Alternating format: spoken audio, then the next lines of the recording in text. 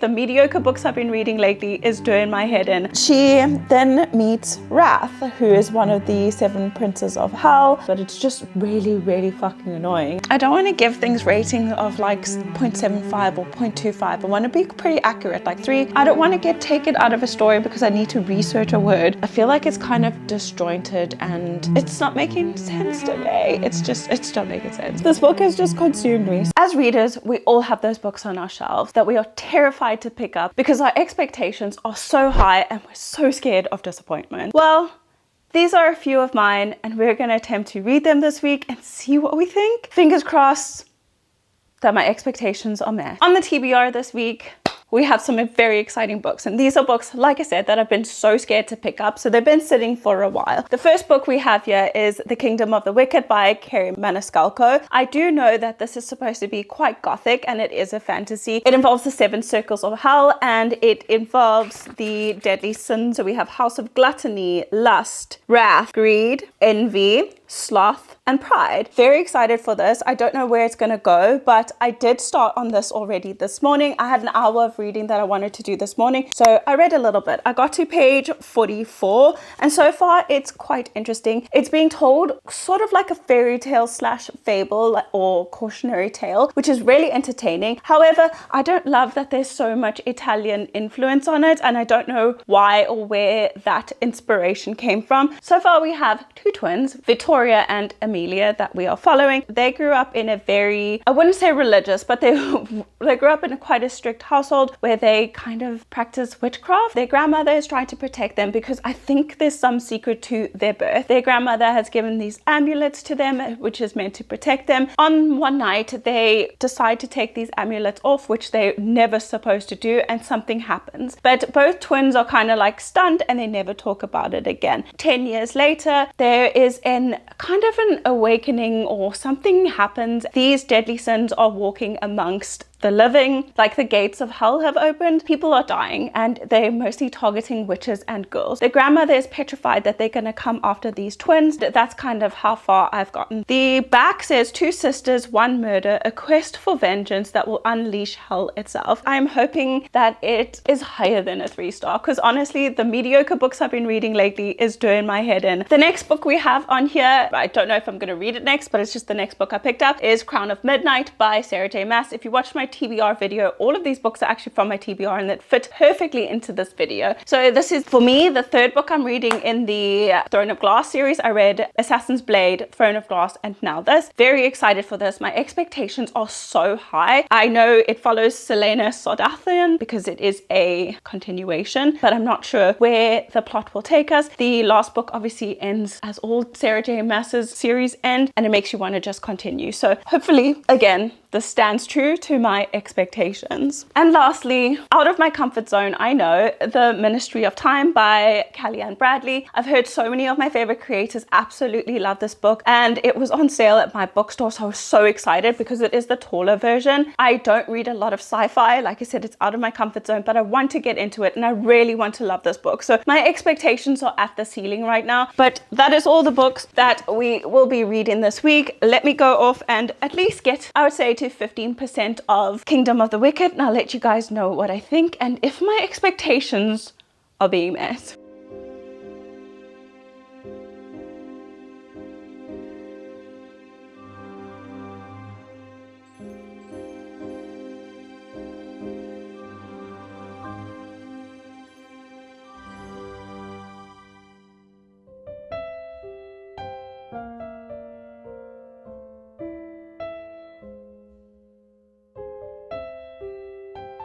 Hello everyone, I just actually got back from my morning walk and I edited some and then I'm just exporting my video. So I actually have time to read now. I also did read this morning for like 45 minutes and I'm way further than I thought I would be when I next checked in. But anyway, I have some time to read now and I thought I would just check in before continuing on. I just reached page 149 over there, chapter 20. So what is happening right now? I don't think I was very, what is the word?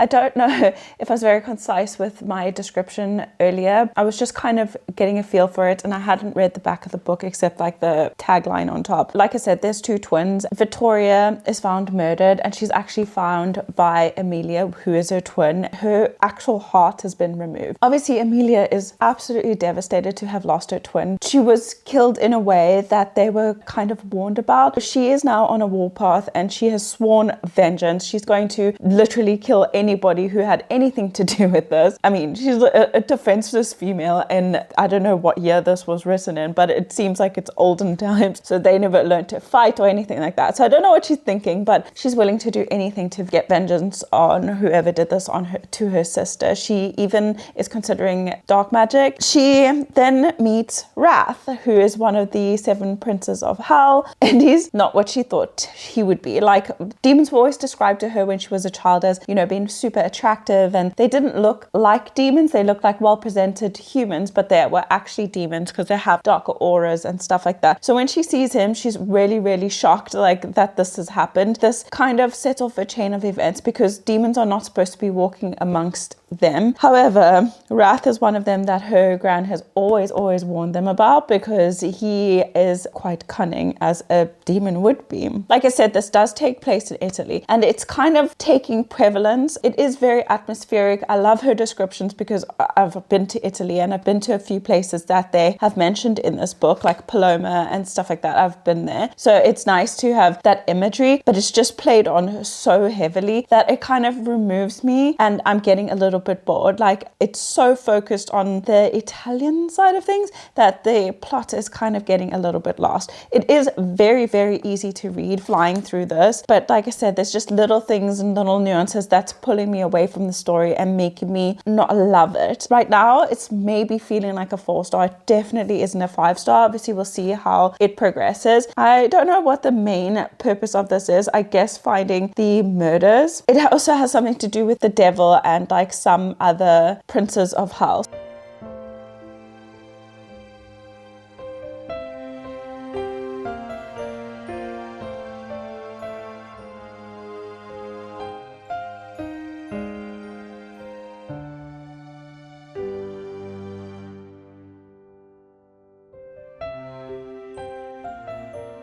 Hi friends, I'm so sorry about the lighting. I'm again just using natural lighting and it goes in and out because it's overcast outside. But anyway, I look like I just woke up, but I've been up since like 6:30 this morning and it is now like almost 11. I just for some reason look tired. I've done my hour of reading this morning. I had breakfast. I am about to change my bedding. I just stripped my bed. I've edited. I've done so much and I still look like I just woke up. But anyway, I thought I'd give you a quick update on Kingdom of the Wicked by Carrie Maniscalco. I am currently on page 283, chapter 37. I'm using a paperclip as a bookmark because I've misplaced mine. That is about 70% through the book. I am enjoying the plot more now. I think around the 60% mark it really picked up, or like I want to say around 55 to 60% started picking up. More started happening and we're kind of understanding what is going on. But the first half of the book was really slow and I feel really boring and like nothing was really happening. There wasn't even a lot of world building. It was just like, I don't know how to explain it. I was just really bored. Our main female character, she is really naive and she thinks that she has all this power, but she really doesn't, especially standing against demons. Like the demon said to her in one part, you haven't actually practiced any magic. Like you've been protected and wrapped in cotton wool so much. Well, he didn't say it in that many words, but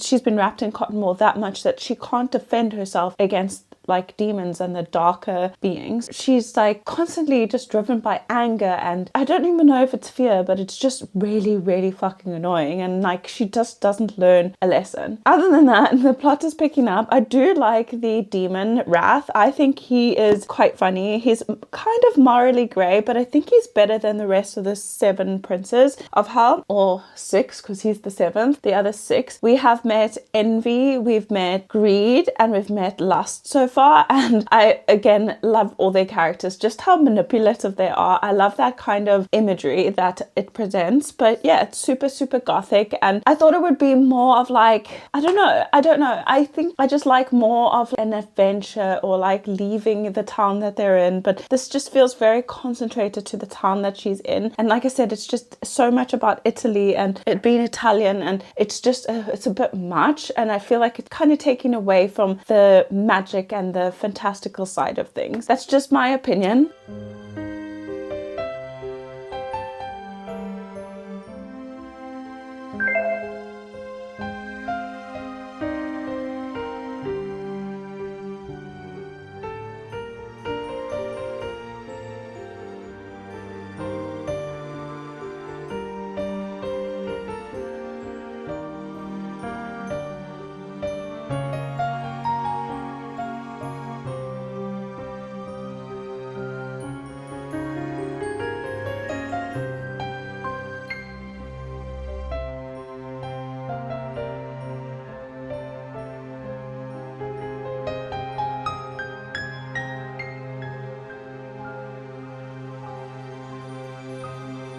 everybody. It's actually been a couple of days since I checked in with you guys because yesterday I had a doctor's appointment, so I just ended up hanging out with my mom and not getting much else done. But I did finish, you should have seen in the B-roll, Kingdom of the Wicked. I'm very conflicted about my feelings, and on one side I don't want to give things rating of like 0.75 or 0.25. I want to be pretty accurate, like 3 or 3.5 or 4, but this feels like a 3.75 for me because I was very, very frustrated with the main female character in here, Amelia. I found her very naive, kind of stubborn, and just wanted to do things her own way, and it ended up in her detriment. Like the mistakes she made, the choices she made, it was so obvious and blatant that it was the wrong decisions, and yet she still followed through on it. And because of this, she put so many other people in danger just because she was on this quest for vengeance, and I found it highly, highly, highly annoying. I loved the character of Wrath. I thought that was very cool, him being like morally grey and kind of having double standards as well as double crossing, but I feel like he had a reason for it. I understand his motives a little bit more than I do hers for some reason, but I just found her very, very annoying. I did, however, the actual, like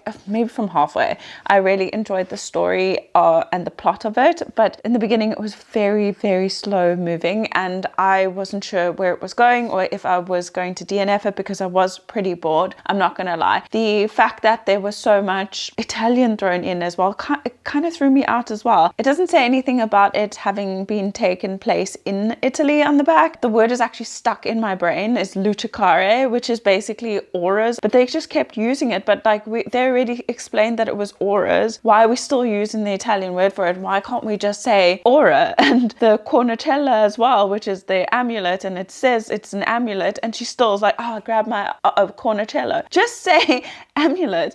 It was very frustrating. So I think I'm just going to settle on a 3.5. I was going to give it a 4 because I thought maybe it's a 3.75, but the more I've had time to think about it, the more I've realized I'm just rating it because I want to have a good book. I really want to read a good book, but maybe it's just my season I'm in right now, but where I'm like, I wouldn't say I'm overly critical, but I'm just not finding that same joy and that same spark that I'm wanting from a book. Maybe it's a little bit of a slump as well, I'm not sure, but this is definitely a 3.5. It's not a 4. Like 4 is something I know I'll think about forever, whereas this book now is just like lucicare is stuck in my head. Like just that word for some reason. But anyway, 3.5 I think for this. Then I did start our next book, which is The Ministry of Time by Callie Ann Bradley.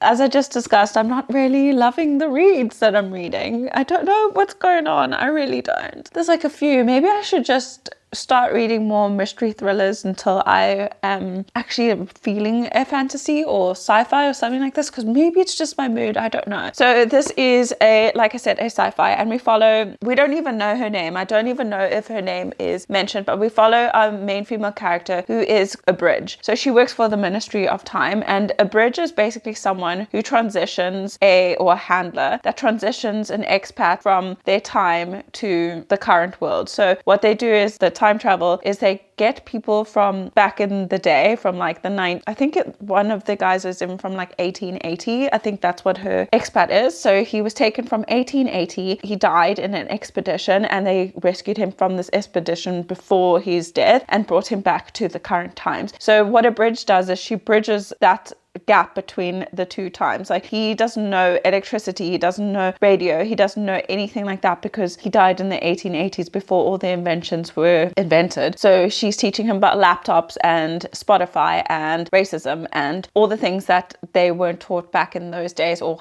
because it was different. Interesting in that respect. It is, because I'm very invested in that side of things, like how the transition is happening, but I'm finding it that it's not really about that. I feel like the writing is super pretentious, and if you know anything about me, if you've watched any of my videos, that's my pet peeve. I don't want to get taken out of a story because I need to research a word, which is what's happening. I actually have a list. So I've just been making a list just so I could tell you guys, but from here I'm probably going to skip. So the first word, I do know what it means, but in context I wasn't entirely sure. Let's see if my camera will focus. So that is my list. So we have éclat, we have gauche, which I've heard before, pugnacious, bilious, daguerreotype, convivial, semaphoric, I can't even pronounce that final word. Why? It's so unnecessary in a sentence, and when I've looked up their meanings, it doesn't need to be like that. It's like she's embellished the writing so much, and I feel like it would have been way more enjoyable if it didn't. It keeps pulling me out the story because I'm like, what the fuck does that mean? I've never seen that word in my entire life. Yeah, that's the biggest problem I have with this book at the moment. I'm feeling detached from the story and from the characters because of all this use of language that keeps pulling me out, and I have to research it. So I'm reading super slow. I've just reached page 48. Also, my pet peeve, that chapters are super long. The chapter I'm currently in is 33 pages, and it's a tall book with, as you can see, all the pages are like proper filled. There's page breaks in it, and there's this, that's like a different thought or a different event, but I don't know. I'm not having a good time just yet, but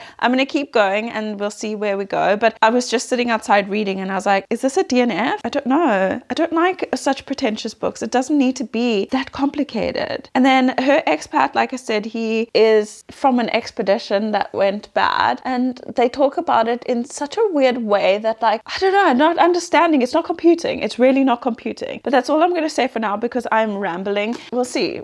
I think I'll get back to you guys maybe when I'm halfway through this, like 50%, because at the moment I think I'm like 10% through it.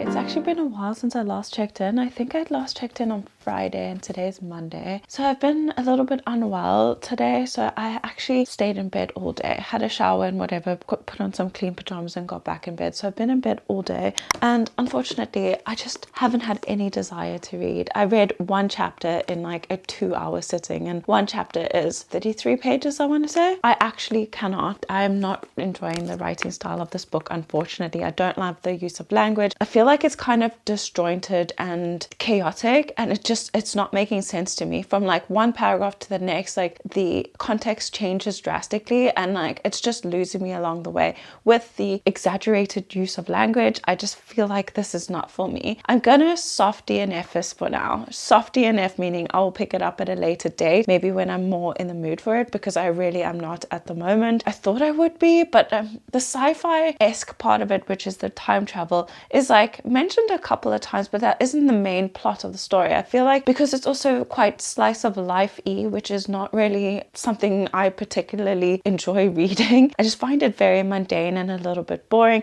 and then including the writing style and the disjointedness of the story, it's not making for a good read, and it's frustrating. I've read 102 pages. I just finished this chapter now. I just don't care. I don't want to pick it up. It's been 3 or 4 days, and I just don't want to pick it up. I just do not care. I don't enjoy the writing style. It hasn't captivated me. It hasn't drawn me in. So unfortunately, I'm really, really disappointed. But I guess the people who have recommended this to me do prefer more pretentious writing. It's not making sense to me. It's not making sense, and I'm over explaining myself now, but I'm not enjoying this. So soft DNF for now. I've soft DNF 2 books this year so far, so I guess we might try and read all of them in a video at some point. Let me know if you'd like to see that. Usually those don't end up well because I'm forcing myself to read books that I didn't initially enjoy, but I mean, I don't know. I'm trying to make excuses, and I really want to like it. I really do. I really wanted to enjoy it. I did watch some reviews as well, just to like try and see if I could hype myself up into reading it and like reading better stuff. But I saw a couple of negative reviews that kind of mirrored what I was thinking,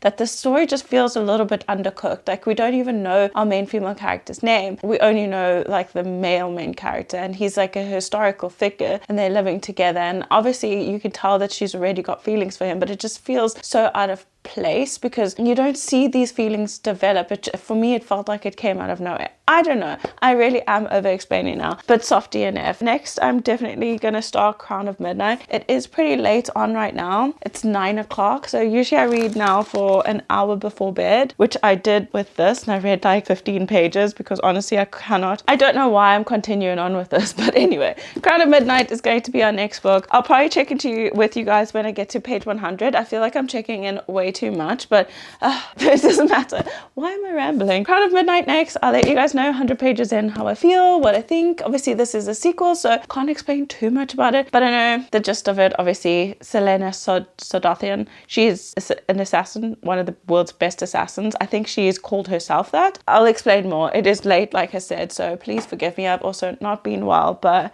yeah, that's it for now.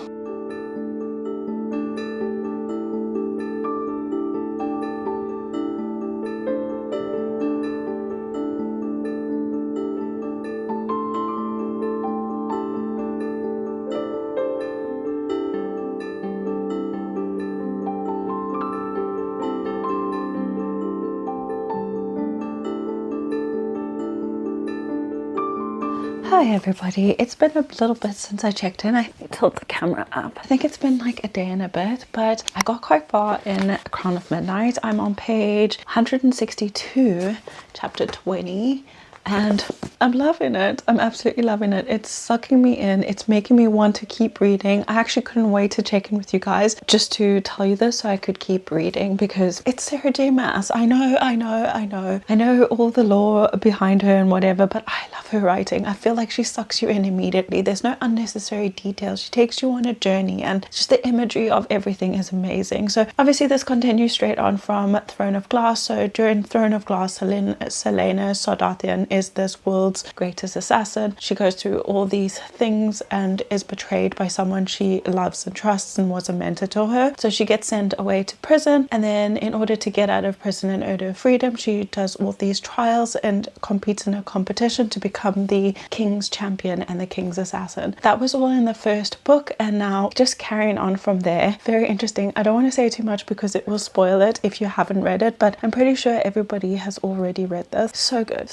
So good. Having the best time, and that's all I can say for now. I'm gonna read until like maybe 70% again, and then I will let you guys know if my feelings have changed, how I'm feeling. It is feeling more like, I want to say a 4.5 star right now, because the beginning was a little bit slow, but other than that, I'm having the best time.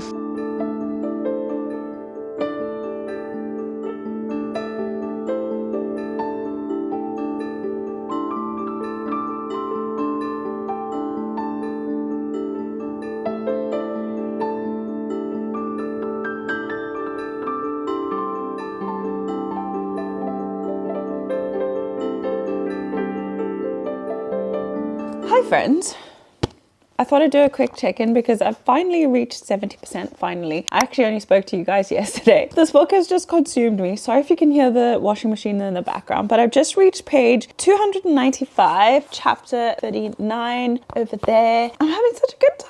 I don't know how she does it. I honestly don't know how she does it. Like, everything just seems so relevant within the story. There's no part where I'm like, oh, why are we doing this, or why are we talking about this, or why she added that in there. Like, I just find every part so interesting.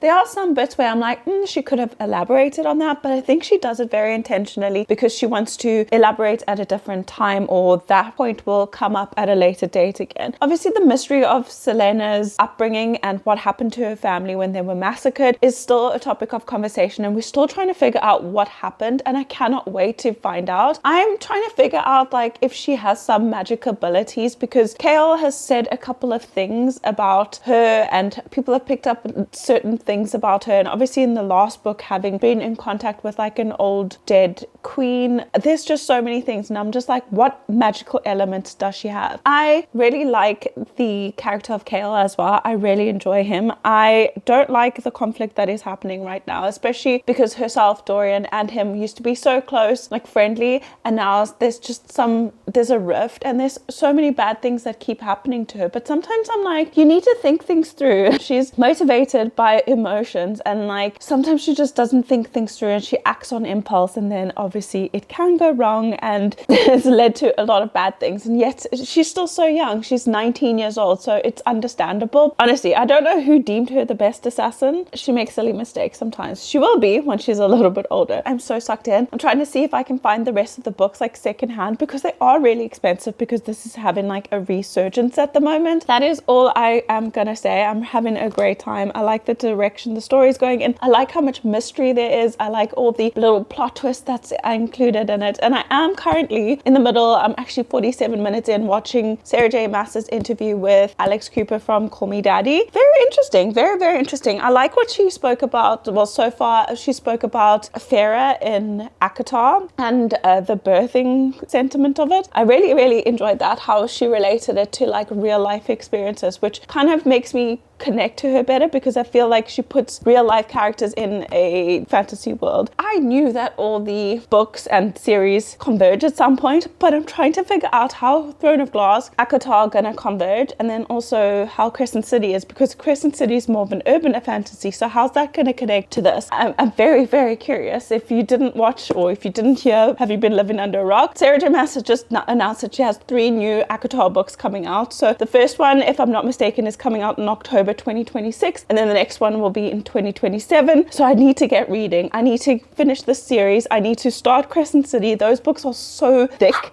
with 2Ks, but I can't wait. I can't wait. I can't wait. Apparently Crescent City is like everybody's least favorite out of the 3 series, but I'm dying to find out. It is, don't have my watch on me, it's charging. So I think it's about 10:30, 11 in the morning. I have 2 hours now to read. This video that I'm filming right now is a bit of a pre-film, just trying to get ahead of the curve. So I'm actually up to date with everything. So I can definitely use today to just finish this book. I think it will take me about 2 to 3 hours. I want to say 100 pages, so probably 2 hours, and then we'll finish this video up.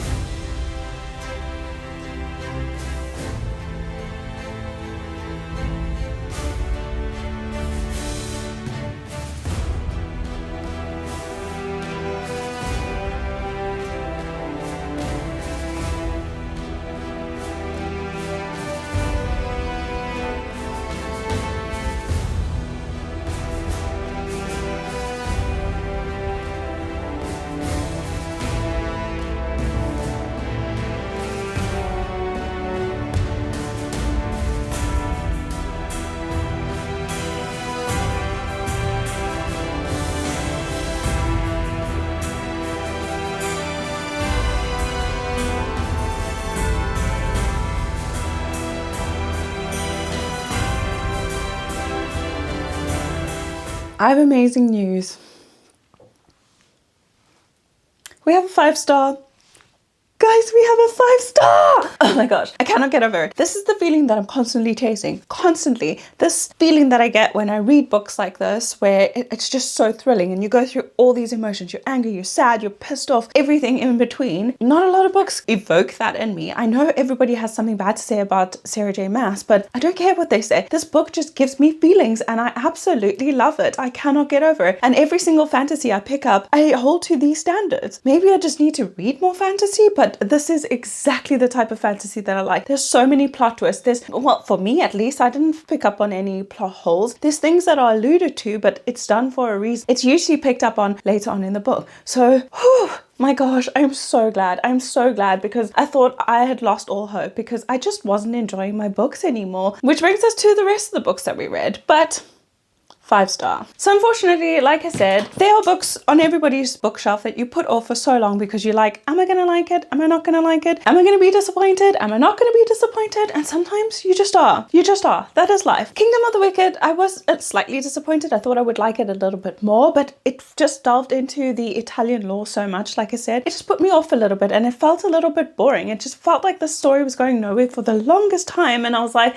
come on, can we get things done? And only in like 50 or 60% did the book pick up. So I gave this a 3.5. I don't know why in my mind I thought I gave it a 4, but definitely a 3.5. I haven't really thought about it since, so 3.5. And then unfortunately, like I said, The Ministry of Time by Kellyanne Bradley is a soft DNF for me. I'm going to put it back on my TBR shelf and maybe we'll pick it up at a later date. Maybe trying to read books that I'm in the middle of, something like that. But for now, I just wasn't in the mood for it. I didn't enjoy the writing style, so I'm not even sure if it's going to be a full DNF eventually, but I didn't enjoy the writing style. Maybe it is just where I am mentally that I'm just not clicking, but for me it just felt so overwritten, so pretentious, and unfortunately not exactly what I was looking for. So out of my 3 predicted 5 stars, unfortunately we only found 1, but 1 is better than none in my opinion. With that being said, thank you so much for watching this video. Let me know if you've read any of these books and what you thought. Also, try and convince me to keep reading this. I've seen some really great comments, but I've also seen some really bad comments, so I'm in the middle. I'm in the middle, but I didn't realize it was fanfic either. With that being said, I'll see you all next week for another video, but do please remember to like and subscribe if you haven't already. Bye guys.